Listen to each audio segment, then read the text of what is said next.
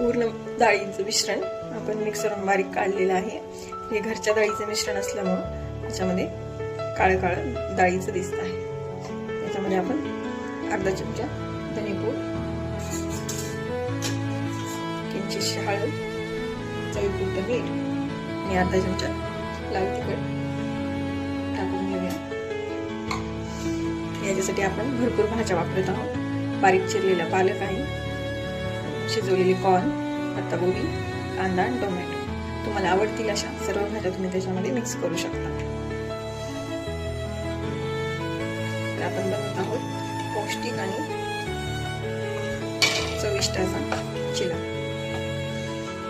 हे सर्व मिक्स करून घ्यायचं आहे व्यवस्थित।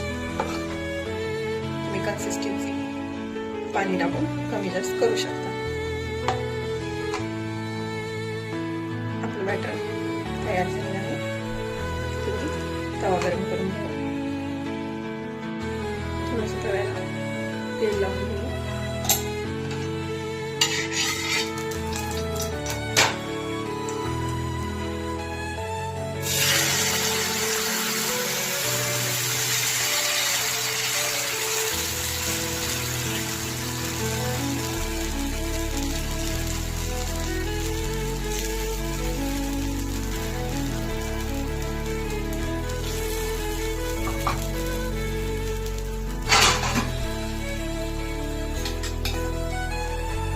बाजूने थोडं तेल सोडलं, आपण झाकण ठेवून वाफ येऊन घेऊया।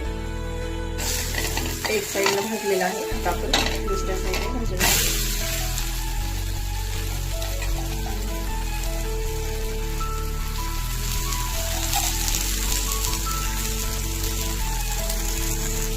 असे करून आपण सर्व चिवड्या भाजून घेऊया।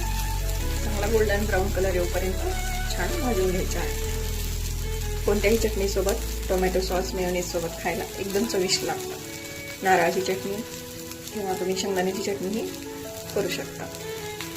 सकाळच्या ब्रेकफास्टसाठी किंवा मुलांच्या डब्यासाठी एकदम चविष्ट अशी रेसिपी आहे। तर नक्की करून बघा। रेसिपी आवडल्यास नंदिनीज किचन फूडला लाईक अँड सबस्क्राईब करायला विसरू नका। धन्यवाद।